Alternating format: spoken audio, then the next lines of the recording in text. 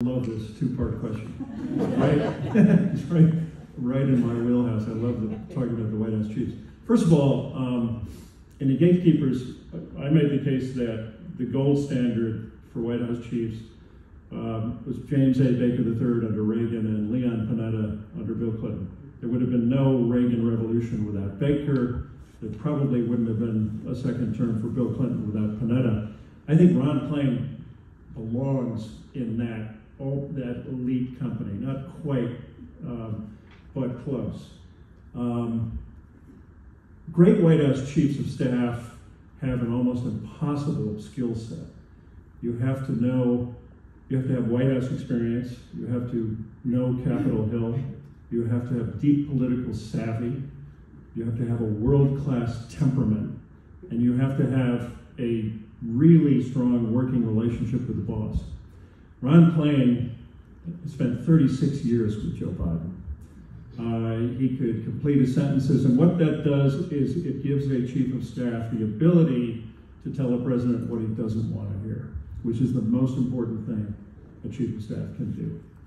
So Klain is a tough act to follow.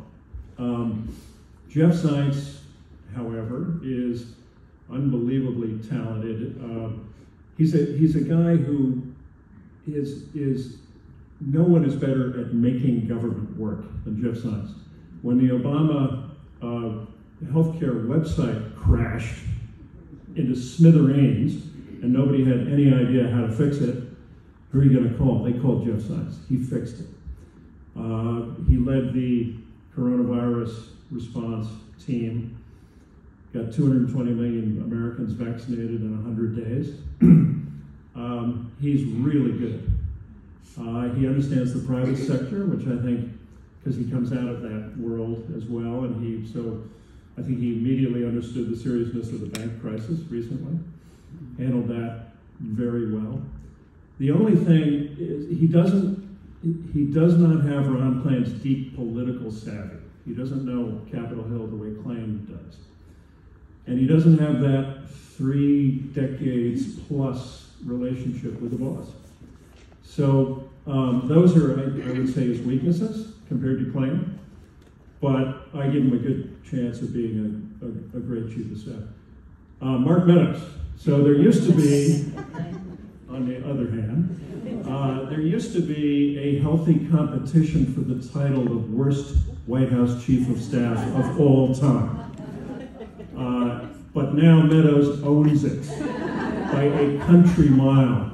And he owned it even before January 6th with his utterly clueless and incompetent handling of the pandemic, his willingness to entertain anything Trump wanted to do, no matter how sketchy or unconstitutional or illegal. And on January 6th, I think that the defining image of Mark Meadows will forever be that guy sitting on the couch in the White House Chief of Staff's office as Cassidy Hutchinson begged him to do something to stop the bloodshed that was happening on Capitol Hill. That's my take on Mark Meadows.